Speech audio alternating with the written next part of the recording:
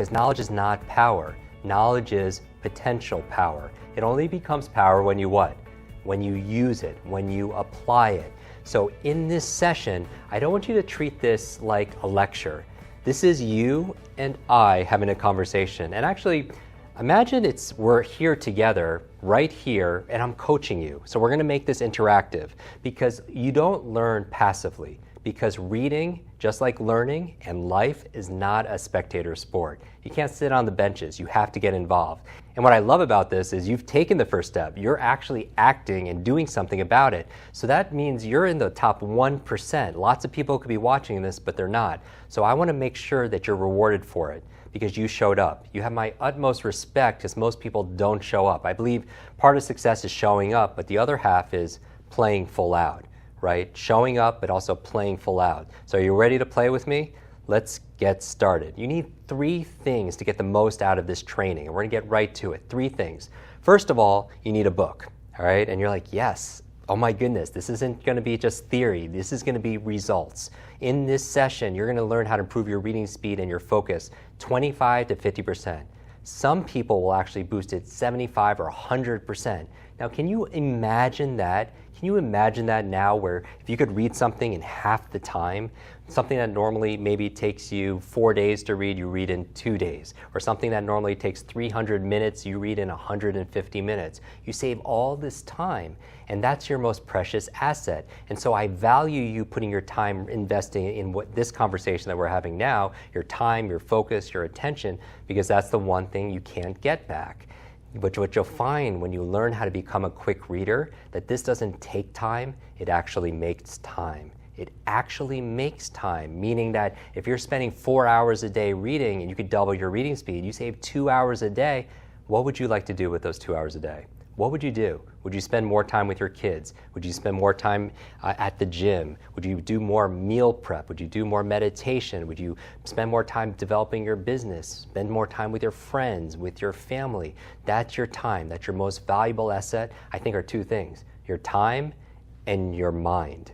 Your time and your mind. Because your mind is your greatest wealth building asset, right? It's found between your ears, 3-pound matter called your brain.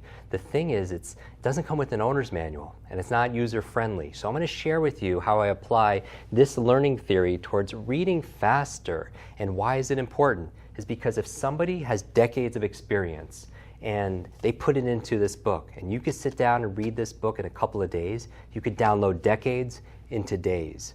So let me ask you a question.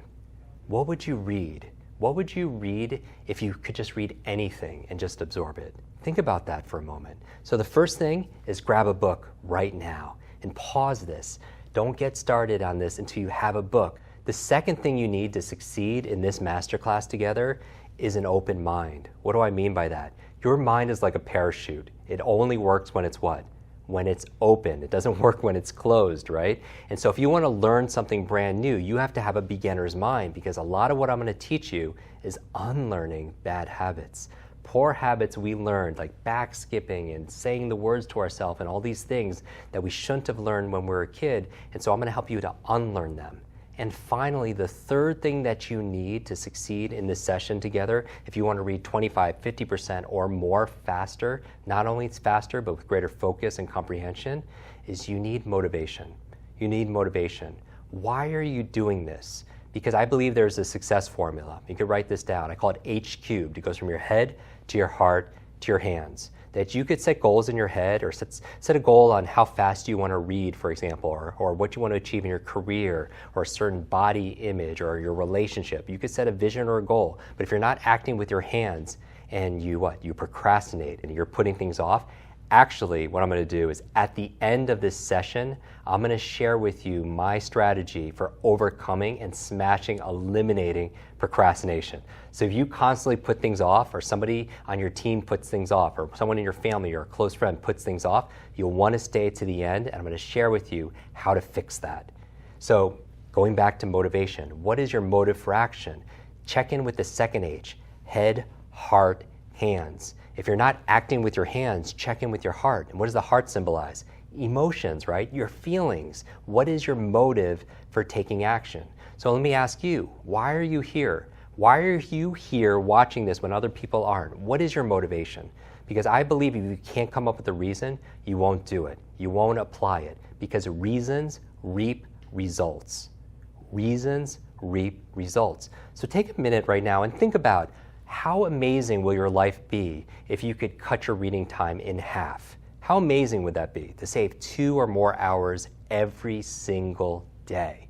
What would your life look like if you could read, let's say you're in business, and you could read the 22 immutable laws of branding? That's amazing. This is a must read for business owners. What if you could read a book on how to write effective copy? What if you could read a book on mastery? This is a martial artist sharing his strategies on how to become a master. What if you could read this book, not just read it, but retain it, a book on how to develop grit and being relentless? What if you could improve your focus? What if you can improve your awareness, right? What if you could improve your emotional resilience? How valuable could you be for your company? How valuable would you be as an entrepreneur, to your family, as a parent? Think about your motivation for why you want to be able to learn better, why you want to be able to focus better, why you want to be able to read better. I mean, even if it's fiction reading, when's the last time you picked up a book? Here you have 52 books. Imagine if you could go online, pick any 52 books, and read at least one of those books every single week. And again, not skim it or scan it, but really retain and understand the information. What if you could go and actually, these are some of my favorite health books. Life Will Get Better. This is a book here about simple solutions for parents of children with attention, anxiety, mood, and behavioral challenges.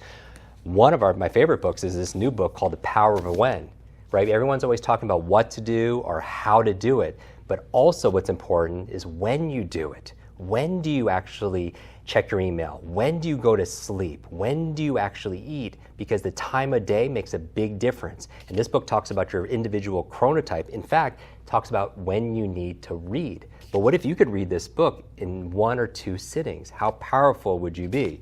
What if you could read a book on, let's say, the plant-based solution, or this book by my friend Dr. Joe Dispenza on becoming supernatural? What if you could read this book here on the beauty diet? I spoke recently at the Longevity Now conference with David Wolfe. This book is about beautifying your system, but not only that, but also how to have a beautiful mind. Because a lot of foods that are good for your skin are actually really good for your brain also as well. So what if you could absorb this information and kind of like Matrix style, where you could go and download decades again into days? So think about that. Do you get more than 10 emails a day? Are you overloaded with too much to read and too little time, like you're taking a sip of water out of a fire hose and you're drowning in all this? What I'm going to teach you is expert swimming, and we're going to make it really fun. So let's get into this right now.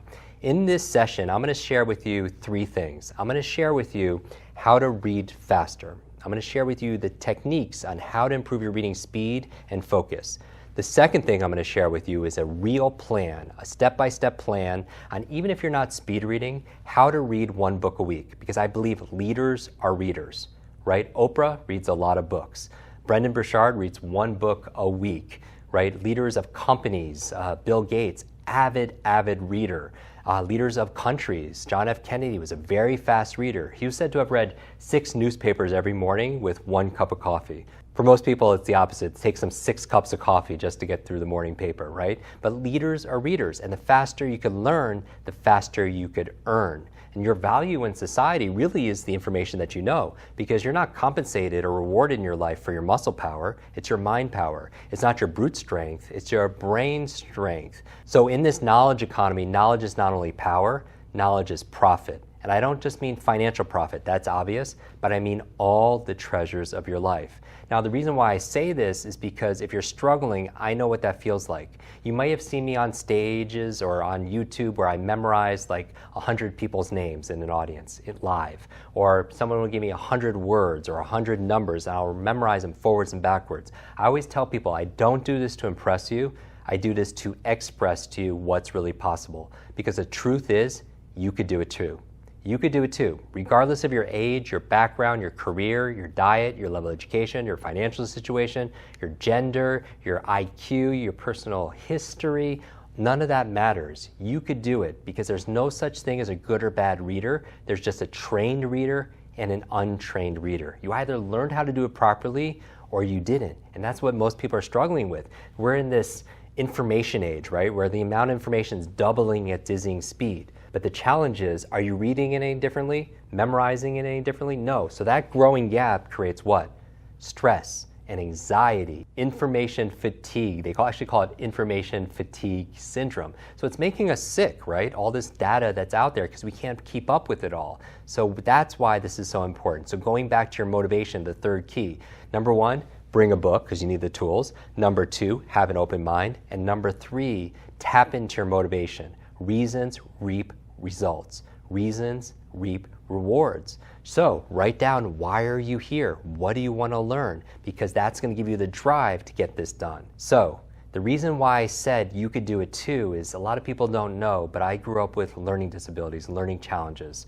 At the age of 5, I had a very bad accident, head trauma, and I wasn't a good learner. Teachers would repeat themselves over and over again, and I would just pretend I understood after the 4th or 5th time, but I didn't really understand. And I had very bad focus, I had a very poor memory, and the worst thing was I couldn't read. It actually took me 4 years longer to learn how to read. Now imagine this, you're a child in school. How old were you when you first learned how to read, right? Imagine you're that age and you get in a circle and the teacher passes around a book and you keep on having to pass around that book and you had to read a couple of sentences out loud. And I got so scared because when I was a child, one of my teachers pointed to me and said, "That's the boy with the broken brain." And I was labeled that. And adults have to be very careful because as an adult, your external words become their internal words, right? And as a child, every time I couldn't do something right, it's because I have a broken brain. And I see the book coming closer and closer and closer, and I'm scared because when I look at words, they don't mean anything at this time. And I remember when I get the book and I'm looking at it, I'm looking at the page, and I just go like this, and I just pass it on. And I pass it on to the next student that's there, and they just read. And I just feel like I am the boy with the broken brain. There's something wrong with me. And so it took me an extra 4 years just to learn how to read. On a side note, I learned how to read by reading comic books. So if you ever hear me talk about superheroes and superpowers and the supervillains of digital overload and digital distraction and digital dementia, something about the stories about one person making a difference really affected me and brought the words to life, because I believe everyone can make a difference. I believe everybody could offer hope and help to somebody else. And later on, when I was 18, it was so bad where I was ready to quit school. I was a freshman in college, and I thought I would, have a fresh start, and it actually got worse. And I didn't know how to tell my family that I was about to quit. And a friend of mine said, "Hey, I'm going home for the weekend. Why don't you come with me and get some perspective before you tell your family you're going to quit school?" And I agreed to go. And his family is pretty well off.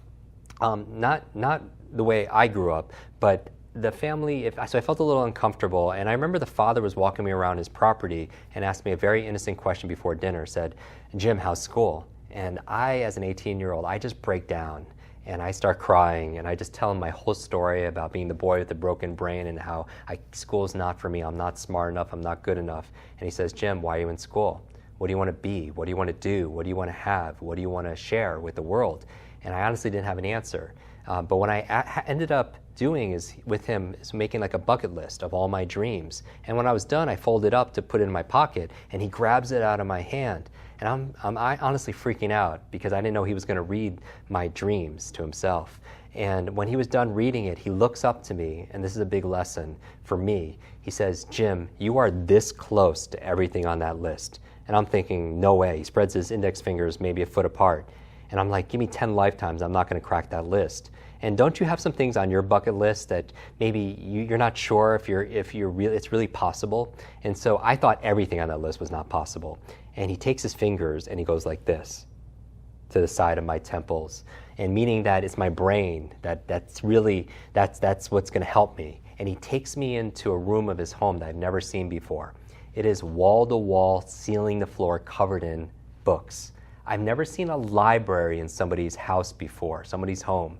And keep in mind, I hate books. I've never finished a book cover to cover, ever. I'm phobic of books, in fact. And imagine, that'd be equivalent of someone walking into a room full of snakes. But what makes it worse is this guy, my mentor, starts grabbing snakes and handing them to me. And I'm freaking out. And I start looking at these titles of these books.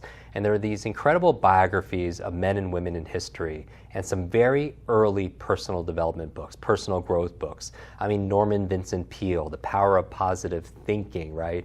Napoleon Hill. And these were the classics. And he says, Jim, I want you to read one book a week. And I laughed out loud because I thought he was kidding. I was like, have you not heard my story? And I'm such a poor reader, and I'm not smart enough, and I have all this schoolwork. And he looks right at me. He says, Jim, don't let school get in the way of your education. And very smart man, he reaches into his pocket, and what does he take out? He takes out my bucket list, and he starts reading every single one of my dreams out loud, line by line. And honestly, listening to a stranger who's obviously very happy and successful, listening to my dreams, my fantasies, my goals in my life in somebody else's voice and cant it out into the universe, mess with my mind and my spirit something fierce. And here's the hard part. A lot of the things on that list were things I wanted to do for my family, things that they can never afford or would never do for themselves. And with that motivation, going to the power of motivation, and that's going to be a key theme that we're going to talk about when it comes to reading one book a week, I really tapped into that motivation. And so when I was thinking about all the things I want to do for my family, I agreed to read one book a week. So fast forward, I'm back at school and I'm sitting at a desk similar to this. I have a pile of books that I have to read for school. And a lot of them are actually, this is a book, like a medical book, right? Do you have a textbook that you want to read? Or here's a book legal, on estate planning, on wills and life insurance and so on, all these books. So I had all these books I had to read for school, and then I had all these books that I wanted to read for my own personal development, my own personal growth. And I already couldn't keep up with one pile, much less two. So what do? I don't eat. I don't sleep. I don't spend time with friends. I don't work out. I don't do anything in the area of self-care. And I find that if you don't prioritize self-care, that self-love and self-care is not selfish. You have to take care of yourself, but I wasn't. I was just living in the library, and it's not very sustainable, right? And so what ends up happening is I believe that persistence will get you the thing, but consistency will allow you to keep it. And so I was very persistent, but I wasn't consistent taking care of my health. So I ended up passing out one night in the library, and I fell down a flight of stairs, and I hit my head again. And I wake up 2 days later in the hospital. I weighed about 117 pounds because I wasn't eating, I wasn't taking care of myself. And I thought, there has to be a better way. There has to be a better way. And when I had that thought, a nurse came in with a mug of tea. And on the mug was a picture of Albert Einstein, like a genius, the opposite of what I thought I was at the time. And on it had a quote from him that said this: the same level of thinking that's created the problem won't solve the problem. I would write that down. The same level of thinking that's created your problem won't solve your problem. And it made me ask a new question. And I realized that questions are the answer. Notice that when my mentor asked me, what do you want to be? What do you want to do? What do you want to have? What do you want to share? Why are you in school? When I got those new questions, I came up with new answers. And so I was asking this question, how can I think differently about this whole idea about my learning? And I said, well, I'm a really slow learner. And I was thinking, well, maybe how do I think differently? How do I become a faster learner? How do I learn how to learn? And automatically I thought, oh, school. So I picked up a course bulletin, that thing with all the classes for next semester, and I started flipping through it, and I see all these classes on what to learn. Math, history, science, Spanish, all important classes on what to learn, but there were 0 classes on how to learn. Think about it. Classes on how to study, how to focus, how to concentrate, how to think, how to solve problems, how to take notes, how to study better, how to read faster, how to remember things. And I believe if there's one skill to master in the 21st century, it's your ability to learn faster, your ability to learn quickly, because everything else is changing. They say that somebody graduating school right now will have anywhere from 8 to 14 different careers. Careers, not jobs, totally different careers, because the world is changing so rapidly. But we live in an age of electric cars and spaceships that are going to Mars, but our vehicle of choice when it comes to reading is like a horse and buggy. I mean, think about it. I don't even think that reading faster, we graduate people with our online programs reading 3 times faster with better focus and with better comprehension. And I don't even think that's speed reading. I just think that's normal reading. And all our students feel like it's normal reading. But I feel like reading like how most people read, that we call snailing. Snailing, like reading so slowly. So here I am in the hospital. I can't find any classes on how to learn. So I put my studies aside and I start studying this thing called the brain. I wanted to understand this riddle of how my brain works so I could work my brain. And I found out that wow, we are grossly underestimating our own potential, our own capabilities. We've discovered more about the human brain, more in the past 20 years than the previous 2,000 years combined, and we're grossly underestimating our own capabilities. And so I started studying adult learning theory and neuroscience and speed reading and memory and all these things. And within 60 days, a light switch flipped on and I started to understand things. I mean, imagine that. Imagine reading things for the first time and understanding them, having better focus, having better understanding, comprehension, and retaining what I was reading also as well. So with that, my grade shot up, but also my life got better as well. So I'm going to share with you some of the basic strategies on how to do that right now. So what I want you to do is I want you to grab your book. Grab your book right now, and I want you just to turn to the first page. Now, if you started this book already, I want you to put a mark in the margin where you're starting, right? So maybe you're halfway through the book. So let's say you're going through the book, and you're starting on page 63. Put a little mark on the margin, and I'm going to time you to read just for 60 seconds. Just for 60 seconds, I want you to read how you normally read for full comprehension. When you're ready, begin.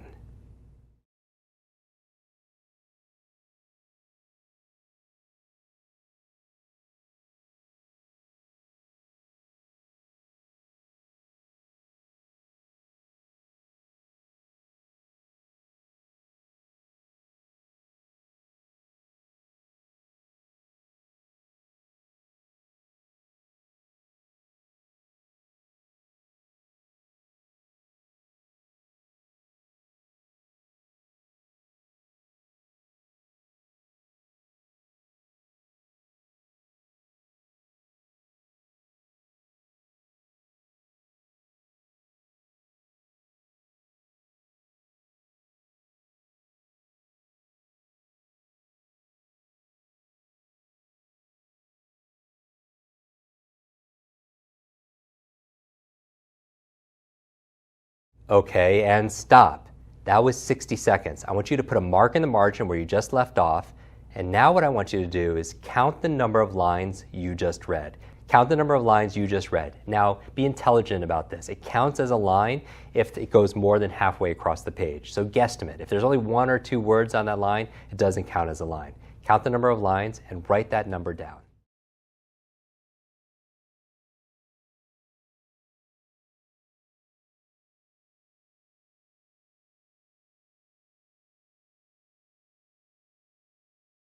Okay, welcome back. Now you have your lines per minute. I had you read for 60 seconds, count the number of lines you just read, and that's your lines per minute. Now, reading speed is just like typing speed. We measure it in words per minute. So what I want you to do is count the number of words per line. What's the average number of words per line? Now, for most people, it's 10 words per line, but it really depends on the book that you're reading. And so let's say there's 10 words per line, so then just multiply that number by 10, add a 0 to it, and that's your words per minute. So now, why is this important? What we've just established is your base rate. This is your base rate. This is your beginning rate. So what I'm going to do in this session is share with you a couple of speed reading tips, but here's the question. How do you know it works? You're not going to know if it works unless you measure it, right? So now you have a base rate. And now let's go into the training.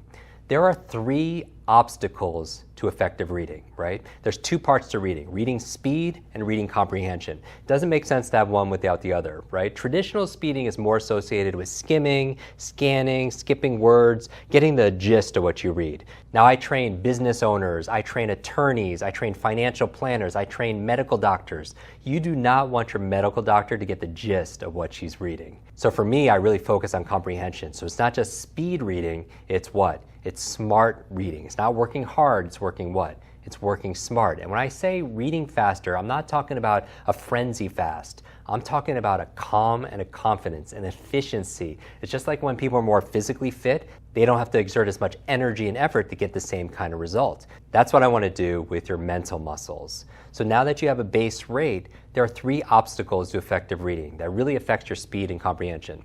So when you're taking notes like this and you're learning it, in order to learn it faster, I want you to have the intention that you're going to teach it to somebody else. I mean, don't you wish somebody you know, somebody that you care about, somebody that you love was watching this with you right now? Of course. So learn it with the intention of teaching, because when you learn to teach, you get to learn it twice. Because when you teach something, you get to learn it twice. So, first obstacle is lack of education. And now what does that mean? Are you born with the ability to read? No, of course not. You weren't born and just went to the waiting room and started reading magazines, right? It's a skill. And how do you improve skills? By taking a class, right? It's not just practice, because you could practice typing like this and you're not going to become a really great typer, right? It's not just practice, because you have to get the training. But when's the last time you took a class called reading? When was the last time you took a class called reading? Not a college literature class, an actual class called reading. How old were you? Maybe 6 years old, maybe 7 years old? So here's the question. Remember, questions are the answer. Has the difficulty and the demand increased since you were 7 years old? Of course it has. But is it fair to say you're still reading the same way you learned when you were a child? Absolutely. So what we're going to do is unlearn some of the bad habits and teach you something brand new. The second obstacle to effective reading, this is a big one that people complain about, is lack of what? Focus. Focus. You know, have you ever read a page in a book, forgot what you just read, your mind wanders, get easily distracted? Why does that happen, right? Well, there's a lie that's being spread around by, I believe, slow readers, and it's this. If I ask you to read faster, what's going to happen to your comprehension? If I ask you to read faster, what do you think will happen? You think your comprehension will go what? Down. Now, we have a program called Quick Reading. It's 21 days, 10 minutes a day that will guarantee triple your reading speed, focus, comprehension, and overall enjoyment. Because when you're really good at something, you enjoy it more, you do it more, right? And so we have this program, it's online, and it's brand new, and we have people from 180 countries in that program. And we found that the fastest readers actually don't have less comprehension, they have more comprehension. Let me say that again, that the faster readers actually have better comprehension. Why? Because they have better focus. Now, here's the thing, when we're talking about lack of focus, you have this incredible supercomputer, the most incredible device known to human beings in the universe, and it's found right between your ears. But when you read, you feed this supercomputer one word at a time. Metaphorically, we're starving our minds, and if you don't give your brain the stimulus it needs, it'll seek entertainment elsewhere in the form of distraction, in the form of mind wandering. And that's the thing, you're reading too slow, and because you're reading too slow, your mind is getting distracted. It's kind of like a car. If you're going really slow or you're in traffic, are you really focused on the act of driving? No, that's when a lot of accidents happen, because they're not focused. What are you doing? You're drinking your coffee, you're texting even though you shouldn't. I saw someone the other day shaving. I mean, somebody's talking to somebody else, they're thinking about the dry cleaning, their customers, their clients. You could be doing 5 different things when you're going slow. But let's say you're racing cars. Racing cars, full speed, taking hairpin turns. Do you have more or less focus? A little bit or a lot? A lot of focus, right? You're focused on the act of driving and you're focused on what's in front of you. Same goes for reading. When you read slow, you get distracted. But when you read faster, you're focused on the act, you're present on the act of reading, and you're focused on what's in front of you, which is the reading material. All right, so I'm going to teach you a tip on how to read faster, but if you believe, oh, if I read any faster, I'm not going to understand it, it's absolutely not true. And the third obstacle to effective reading, what slows you down, is this thing called regression. Regression. This is what we're going to fix today. Regression. What is regression? It's just a fancy word for backskipping. Backskipping, where you're going back and rereading words. And here's the thing, most of your regression is done unconsciously. You don't even realize that you're doing it. But when studies show, they shine a light into the eyes. They do this with marketing videos and websites to shine a light into a focus group's eye, and then it reflects back on the screen. They see where your attention goes. But when people are normal readers, the average reader is reading, they go forwards and then back, forwards and backs. And here's the thing, you have these things called fixations. The reason why people read slowly is they fixate. It's an eye stop at every single word. Much like children will fixate on every single letter to phonetically sound out every single letter to pronounce the word. You don't do that, right? Because normal readers, average readers, actually go word to word, much like children go letter to letter. Now, quick readers, which I want to train you to become, they don't look at the words any more than an average reader looks at the letters. They see groups of words, so they spend less time. The reason why children are such slow readers in the beginning is they fixate at every single letter. So how long does it take them to get through a line? It takes a long time. Now, as an average reader, most people will fixate on every single word. So if there's 10 words per line, that's 10 stops they make crossing that line. That's like traffic. Stop and goes, go, stop, stop, go, stop, and so on. So it's going to take you a long time. Quick readers actually read groups of words, 3 or 4 words at a time, and so they only have to make 1 or 2 or 3 stops across the line, which takes a lot less time and it's a lot less frustrating. So going back to the obstacle, it's regression. Back skipping is a bad habit. So how do you overcome these 3 obstacles to effective reading? I'm going to give you one tip right now, and it's so simple that anybody could do it. What I want you to do is use a visual pacer. A visual pacer. Now you're like, Jim, what is a visual pacer? It's your finger, it's a pen, it's a highlighter, it's a mouse on a computer, something to help you to focus on what you need to read. Now you're like, Jim, when I was a child, I was taught not to use my finger while I read. So I'm going to ask you right now to stop and ask yourself a new question. Does this really serve me? What does the research say? What does my personal experience say? So after 25 years of teaching this is what I've experienced with people from all around the world, that when you use a visual pacer while you read, just underlining the words, not skipping anything, your reading speed will boost 25, 50% or more. Some people will actually double 100% their reading speed. Now, as an adult, you want to know why. So I'll give you some of the reasons why. Number 1, children do it. Children, when they first learn how to read, they'll use their finger to help them focus, right? Until we teach them not to do it. Secondly, you use your finger. You're like, Jim, when I was reading, I didn't use my finger, a pen, a highlighter to read. No, but when I asked you to count the number of lines you just read, what did you do? 1, 2, 3, 4, 5. You use a visual pacer, right? And so you do it. The third reason why you want to use your finger while you read is your eyes are attracted to motion. That if something like ran across the room, you wouldn't look at me. You have to look at what moves in your environment because it's your survival, frankly. If you're a hunter-gatherer and you're in this bush and you're hunting lunch, let's say you're hunting this rabbit or this carrot, whatever your diet is, and the bush next to you moves, you have to look at what moves because number 1, it could be lunch, or number 2, you could be lunch, right? So your eyes are trained to look at movement. So when your finger is underlining the words, your focus is being pulled through the information as opposed to being pulled apart where most people live. So that's the third reason. And the fourth reason you want to use your finger while you read is how your neurology or your nervous system is set up.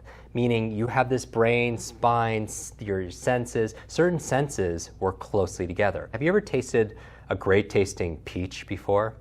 Now, in actuality, you're not tasting the peach. Your tongue is not capable of tasting what a peach tastes like. What are you doing? You're smelling the peach. But your sense of smell and your sense of taste are so closely linked that your mind can't tell the difference. It can tell the difference when you're sick, when your nose is congested. What does food taste like? It doesn't taste the same, right? It tastes bland. Just as your sense of smell and taste are so closely linked, so is your sense of sight and your sense of touch. People using their fingers will literally tell me they feel more in touch with their reading. For example, if there's a toddler and you take out your keys saying, look at my keys, look at my keys, look at my keys, what's the toddler going to do? Reach out and what? Touch. Because in order for that toddler to feel like they see the keys, they have to what? Touch the keys. So it's really hardwired in our nervous system. In fact, if somebody loses their sense of sight, how do they read? Using Braille, right? Their sense of touch. So the sense of sight and touch are so closely linked, then use your finger while you read. You'll feel more in touch with your reading. So instead of me explaining this, let's get the results. I want you to pick up where you left off right now, and I just want you to experience it. Use your finger while you read, and the way I want you to do it is this. I want you just to not use your finger like this, but just kind of sweep it across the page. You don't even have to touch the page. You don't have to touch the screen if you're reading on a tablet, just right above it. And I want you to practice focusing on your finger right above your finger. Follow your finger left to right. So when you go left to right, you follow it, and when it goes back, you follow it. Back and forth, back and forth. And some of the most trained readers, they have a rhythm to their reading. They don't stop, stop, stop, back, go back and reread words, back skip and regress and everything like that. Practice. And you don't even have, I'm not even going to time you. I just want you to just practice reading. Take a moment and just pick up where you left off and begin reading with your finger.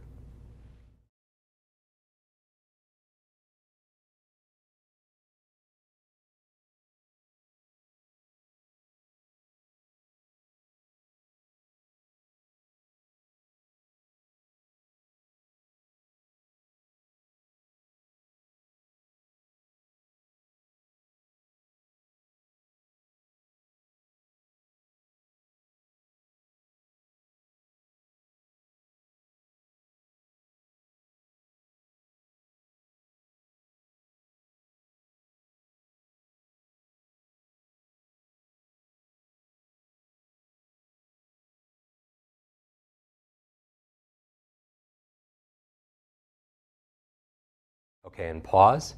What I'd like you to do, now that wasn't reading, that was just an exercise to follow your finger.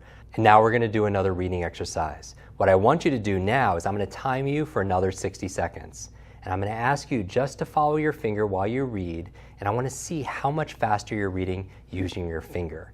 Ready? So put a mark in the margin where you're starting, and begin.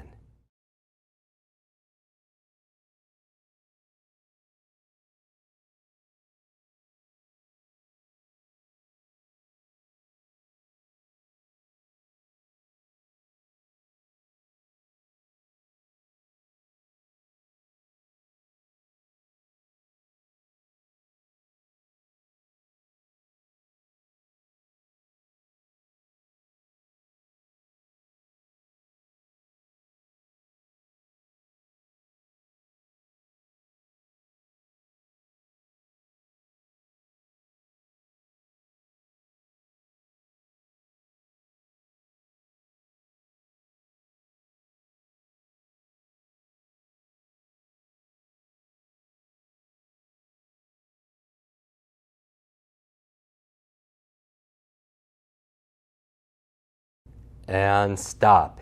Excellent. Now what I want you to do right now is put a mark in the margin where you left off, and now go back and count the number of lines you just read. Now notice if you use your finger to help count.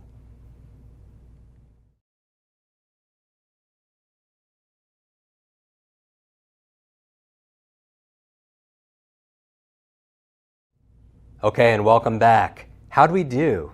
How'd we do? Are you becoming more of a quick reader? How did it feel? Now notice we've practiced all of a couple of minutes. Now are we normally perfect and great at something the first time out? No, of course not, but we've only practiced for a minute or two. And with practice leads to what? Practice makes progress. Practice makes progress. Perfect practice makes perfect, but practice makes progress. There's always another level. Now, was there a growth? Did you experience a growth? And even if it felt a little bit weird, it's kind of like going from typing like this with 2 fingers to 10 fingers, right? It feels a little bit different because you're using home keys, but this is much more efficient than typing with 2 fingers. Speaking of a keyboard, why are the letters where they are on your phone or on your computer? You wonder why, right? Most people would say, well, it's to optimize the frequency of the letters that I'm using when I need to type out things. It's actually, that's not the answer. It's actually the opposite. The letters are arranged on the keyboard to actually slow you down. Isn't that interesting? And you're like, why would they do that? Why would people teach me something that makes me less efficient? Well, here's the answer. What did they have before computers? They had typewriters. And what would happen if you remember this, or maybe your parents remember this, what would happen if you typed too fast on a typewriter? It would get jammed up, right? And it was really a pain to be able to unjam it. And so they actually wanted you to type slow. And I'm not correlating this to reading and a conspiracy saying don't you read with your fingers because people wanted to keep people not knowledgeable and not educated and such. I'm just saying it's nice to question where things come from. So remember this, if you want greater speed, use your finger while you read. So down below, what I'm interested, put where you started and then where you ended. Where did you start with your base rate? And after 1 or 2 minutes of practice, where did you end? Was there some growth in just the handful of seconds that you were practicing? And if you didn't, maybe it felt a little weird, practice it for a couple more minutes right now and pause it, and then time yourself for 60 seconds. That second number will be so much greater because practice makes what? Practice makes progress. Now I want you to notice that when you look at these numbers, if you've grown a little bit, pat yourself on the back and congratulate yourself. We only spent a few minutes and all of a sudden you have a lift. Now if that number was the same or a little bit different, be kind to yourself. When I tell you how to fix your procrastination later, part of it has to do with the research done in the area of self-compassion. That if you beat yourself up over things, you think it's going to help you to make the change, but in actuality, the research is saying it doesn't. That when you practice kindness, especially to yourself, self-love, because self-love is not selfish. When you're kind to yourself, saying, I'm only human, I had a really hard day today, and be forgiving of yourself, then you're more likely to follow through and get the result that you want. So if you're not getting the result that you want, take a moment and just practice a little bit. Be understanding with yourself, and it will succeed. Because I hallucinate, this is not the first masterclass you've ever attended. And you might have done something and you might have not. But the reasons why is because there's a forgetting curve. You could learn something and within 48 hours, 80% of it is gone. That's why I think if there's one skill to master in the 21st century, it's the skill called accelerated learning. Quick learning, I call it. The ability to remember faster, the ability to read faster and think faster. Those are key 21st century skills that will serve. It'll help you have greater income, impact, and influence. So you might be thinking right now, Jim, I like using my finger. This really works. Is that all it takes to be a quick reader? Now the answer is no, because these are tips, right? Asking questions is a tip. Using your finger while you read to increase your speed is a tip. If you're interested in really making this a habit where it becomes second nature, I want to invite you not to learn tips, but to really participate in a training, because there's a difference, isn't there? Because a training makes it second nature. It becomes a habit. And so we created for you the ultimate program. You might be thinking to yourself right now, Jim, where do I begin? Do I have to do what you did and read all of these books and listen to all these audios and go through all these trainings and travel around the world? The answer is no, because I did the work for you, because I know you're busy and you don't have the time. What if there exists a program where in 10 minutes a day for 21 days, you could triple your reading speed, but not just your reading speed, but your focus, your comprehension, and your retention? Would you be interested? Would you want to read something in 15 or 20 minutes that normally takes everybody else an hour? What advantage would that give you? What advantage would it be to be able to download one of these books every single week for the rest of your life? And here's the good news. You don't have to imagine this program because I created it for you. I've spent the past 25 years teaching people how to read faster, and I took the best of the best, the hundreds of thousands of dollars I invested in my own personal education, and all the feedback I got from all our students from around the world, and I created a very simple, easy to follow, fun system where in 3 weeks you could triple your reading speed, focus, comprehension, and retention, and overall enjoyment. So the program is called Quick Reading. And the reason why I'm excited about this is because I started my mission. My inspiration was my desperation. I had learning challenges I couldn't read. And when I learned how to fix myself, I couldn't help but help other people because I was so upset and angry that I wasn't taught this earlier. Simple things that people could do to make their life easier. And that's what I want you to do. I want to help you to make your life easier, to make your life better by showing you the genius that's inside of you. And so when I was 18 and I learned these strategies, I started to help people around me. And one of my very first students, she's a freshman in college, she read 30 books in 30 days. Can you imagine that? 30 books in 30 days. And she didn't procrastinate, obviously. I'm going to talk about procrastination in a little bit. She did not procrastinate. She read 30 books in 30 days. And I wanted to find out not how she did it. I know how she did it because I taught her. I wanted to know why. Remember head, heart, hands? The second H, motivation, right? Heart. What is your experience? What is your emotions? What is your motivation for taking action?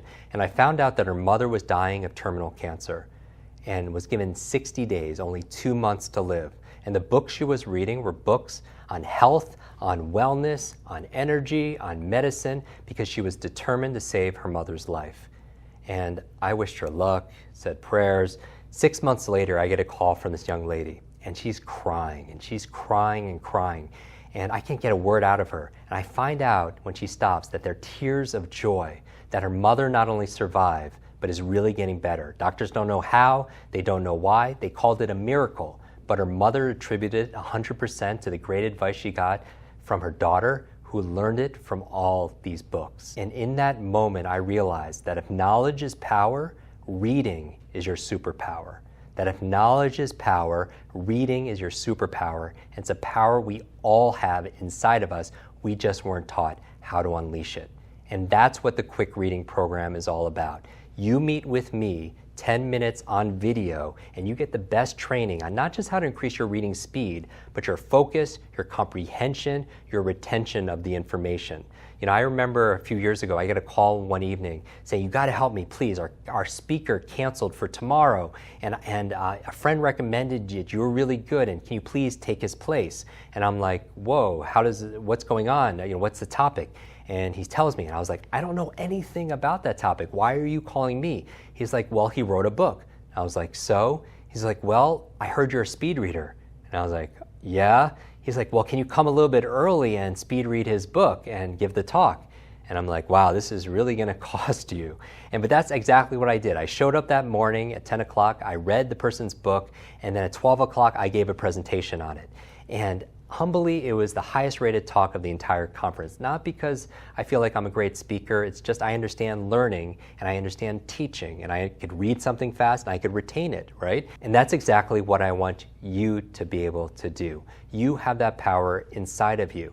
I had one of my students who went through our online program come to me on the streets when I was jogging and said, interesting story. I let people choose their own reading material because this is not going to take time. It actually makes time for you because you have to read it anyway. And he's like, Jim, I recently reread a book that I read during your course, and it was totally different the second time. And I was like, why? Well, what book was it? And he said, The Old Man and the Sea. And I was like, I don't think Hemingway updated the book recently. How was it different the second time? He said, I don't know. The second time I felt like I was in the book. I could hear the ocean waves. I could feel the sand beneath my toes. He said the one thing I didn't like was the smell of the fish. True story. And that's what you get when you learn through quick reading. I'm going to share with you in only 10 minutes a day a technique to target your focus, your comprehension, your speed, or your retention. And that applies towards online reading, towards books, towards newspapers, towards magazine, in any form of reading. And my goal for you is this, to get up to read one book a week. Now you're thinking, that's a lot, Jim. You know, how do I do that? Well, let's say the average book has about 64,000 words. 64,000 words. And let's say the average reader reads at about 200 words per minute. You just divide that in, and that means it takes about 320 minutes. Let's do some quick math. 320 minutes to get through the average book. Now, if you divide that by 7 days in a week to read one book a week, that comes out to be about 45 minutes of reading a day will get you through one book in a week, which is 52 books a year. Now, here's the caveat. What if you doubled your reading speed? How much time is that? About 22 minutes a day. Or if you can increase your reading speed from 200 or 300 to 800 words per minute, that means instead of 320 minutes to get through a book, you could get through a book in 80 minutes. That's an hour and 20 minutes. That's less than a movie. You could get through a book. And so that's the promise of this program. Leaders are readers. Leaders are readers. And the faster you could learn, the faster you could earn. And there's no better way to learn than through reading. So how do you get started? It's really simple. We're forming a new class, and this is going to be the quick reading group here in 10 minutes a day. If you'd like to join me on this journey, 3 simple things you get. Number 1, you get the entire program, the 10-minute-a-day program for 21 days. You get that entire program. Number 2, you get free access to our quick community. This means you're not alone. You're not alone anymore. You have me and you have the rest of our student body to be able to support each other. And that's something special, right? Because learning is not solo, learning is social, right? Because you learn from people around you. You learn as much from me as you do from your fellow students. And finally, as a gift for joining us today, we are going to upgrade you to lifetime access. What does that mean? That means when you join today, it's not just for the 21 days and the program is done. You could go through this a week from now, a month from now, a year from now, 10 years from now, and it'll still be there because we're upgrading you to lifetime access for you and your immediate family. That's right, because why do this by yourself when you can involve your spouse with your children? How valuable would this have been back in high school or back in college? Be able to read and study and learn and retain that information so much faster. So are you ready to join? All you have to do is click the button down below, because this is why we made it 21 days. You're thinking, Jim, why do you make this 21 days? It's because you could learn something right now, but after a couple of days, it's gone because you have to make it a habit. I believe first you create your habits and then your habits create you. That you could learn one tip in a web class, if you will, and that can make a little bit of a difference, but it's not a habit. How do you change a habit? It's consistency and it's challenge. And really what it takes is a third C, which is a coach. So I would be honored to be your quick reading coach, and I will keep you consistent over the course of 21 days. You've heard 21 before, right? It's not random. It's called the law of 21. In psychology, it's how you change a habit. And so let's do this for 21 days together. Now, some of the studies say it takes a little bit longer, a little bit shorter, but the key is consistency and challenge. You stretch, you stabilize. You stretch, you stabilize. But you need a coach to help you to do that, much like it helps to have a personal trainer. And so some people have a voice coach, a business coach, a physical coach. I want to be your brain coach. I want to be your reading coach. I want to give you the education that you should have had back in school. Because you know what? Why this system works? Besides helping you to make it a habit, because on a webinar you learn one tip and you might not have to apply it. But after 21 days, I'll make sure that you do it. But the other supervillain here, we talked about 3 of the obstacles. The 4th obstacle to effective reading, it's called sub-vocalization. Sub-vocalization. And this is why people who have taken traditional speed reading programs, it didn't stick for them. If you found somebody tells you, oh, I went through speed reading, it didn't really work, it's because they didn't handle sub-vocalization. Now, what is sub-vocalization? Have you ever noticed when you're reading something to yourself, you hear that inner voice inside your head reading along with you? Hopefully it's your own voice, not like somebody else's voice. The reason why it's a challenge is if you have to say every single word inside your mind in order to understand what you're reading, you can only read as fast as you could speak. Let me say that again in another way. That if you have to say all the words inside your mind to understand it, that means your reading speed is limited to your talking speed, not your thinking speed. Isn't that interesting? When you read something, do you have to say to yourself, New York City, in order to understand what New York City is? No, of course not. If you see a word like computer, do you have to take the time to pronounce that word in order to understand it? The answer is no. Any more than if you saw a stop sign on the side of the road, do you say to yourself, stop? Nobody does that, because 95% of the words you see on a regular basis are what they call sight words. They're words you've seen thousands and thousands of times. You don't have to pronounce them. You can know them based on sight. Any more than you would pronounce punctuation, comma, question mark, exclamation mark, period, and so on. A lot of the words, if, there, because, then, that, are filler words. So you don't have to take the time to say those words. So the fastest readers actually don't pronounce the words, they see and understand the words. And so what I'm going to teach you through quick reading is how to mitigate that subvocalization. So you read so much faster, not based on sound, but based on sight. So if you'd like to join this program, we have a big discount. All you have to do is click the button on this page and you'll be entered in this community, and it'll be like nothing you've ever seen. And here's the guarantee for this. My guarantee is not like just, hopefully you're satisfied. No, my guarantee is you will triple your reading speed in just 21 days. Triple your reading speed, but not just your speed, your focus, your comprehension, your retention. Because why just read faster if you're not going to understand it? And if you hear me getting like a little bit emotional about this, remember, I was the boy with the broken brain. I struggled with this most of my life. I flipped letters around. I didn't understand words. I had very bad focus. And I knew what that did to me mentally, emotionally, physically, financially, socially, and the ramifications. So if you fight for limitations, you get to keep them. If you say to yourself, Jim, I'm just not a good reader, or I'm just too old, or this runs in my family, I'm not smart enough, or whatever it is, if you argue for your limits, you get to keep them. And I'm here to say that I'm fighting for you. You could do this. I've been doing this for 25 years. It doesn't matter your age, your background, your IQ. You just need coaching. There is no such thing as a good or bad reader. There is a trained reader and an untrained reader. And really, we just learned it wrong, most of us. Think about it, even sub-vocalization. When they passed the book around and then it came to you to read out loud, but later on the teacher said, read quietly to yourself or read silently to yourself. And that's when you took that external words and you internalized it, and they've been there ever since. So I want to help you to really liberate you, to really see what you're capable of.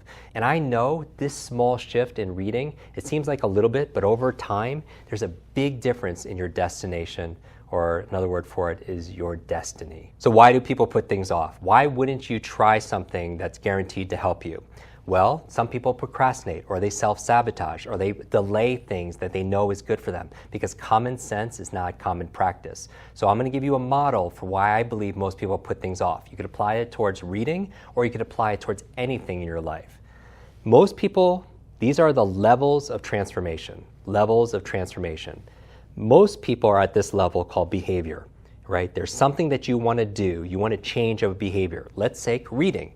Let's say you want to speed read 30 minutes a day. And you know if you speed read 30 minutes a day, you'll finish 1, 2, 3 books a week. What kind of advantage would you have? Most people read 2 books a year. How much of advantage would you have if you read 2 or 3 books a week? Huge advantage, right? But most people try to just force themselves to do the behavior, and they can't, so they procrastinate because they don't see the other levels. Right above the level of behavior is this level called capabilities. This level called capabilities. What are capabilities? This is your training. These are your habits. This is how you do the behavior. So a lot of people might not speed read 30 minutes a day because they don't have the capability because they never got the training. Does that make sense? So they put it off. Right above the level of capabilities is this level, gets really interesting, of beliefs and values. Beliefs and values. What do I mean by that? All behavior is belief driven. All behavior is belief driven.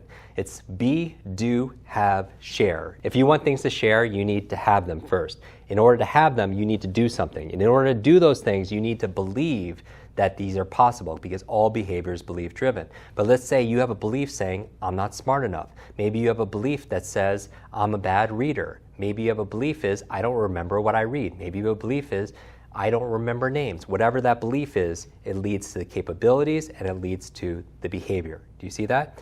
Also on the level of beliefs are the level of values. Values, right next to it. What are values? These are the things that are most important to you.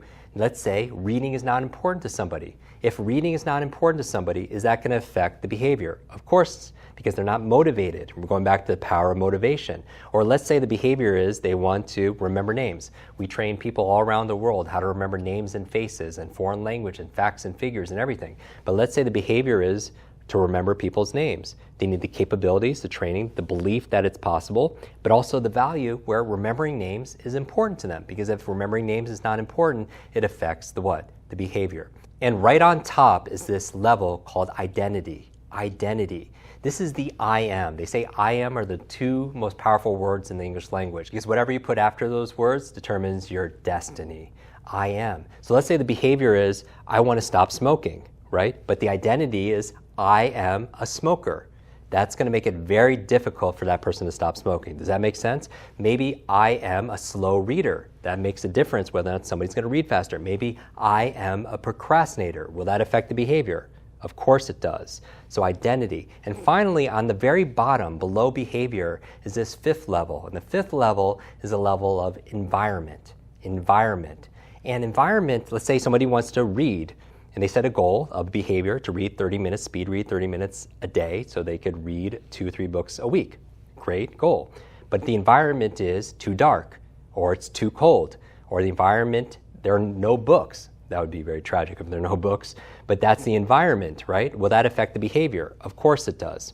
So this, when you think about it, these levels of transformation affects everything. It explains to you why you might procrastinate or put something off, because you're looking just at the behavior, you're not looking at everything else. And that's how you get completely aligned. When you don't procrastinate, you don't put things off, you don't self-sabotage, take a step forward and 3 steps back. If you find yourself doing that with your health or in your relationships, or in your finances. You want to look at these levels of transformation. Now, why do I bring this up? The reason why I'm so passionate about our program, because quick reading is designed to address all 5 levels: your identity, your beliefs, your values, your capabilities, your behavior, and the optimal reading environment. And that's why I know it'll work for you, because you're not alone, you're part of our community, you get lifetime access to the entire program, and you get the best training available in just 10 minutes a day for 21 days. And let's face it, 21 days is going to pass regardless. And imagine now, looking back, imagine 3 weeks from now, looking back at this moment and saying, this is the time where everything changed for me. I believe how you do anything is how you do everything. And I really want to take you to this place of excellence so you could do something you never thought you could do before, like read 3, 4, 5 times faster and understand it. What else can you do? What else can you do in your life? So I invite you to join our community, and I'll leave you with this. Your life is like an egg. If an egg is broken by an outside force, life ends. But if it's broken by an inside force, life begins. All great things begin on the inside, and you have greatness inside of you, and you have genius inside of you, and now is the time to let it out. I'm your quick reading coach, Jim Quik. I wish your days be full of lots of life, lots of love, lots of laughter, and always lots of learning. I'll see you inside.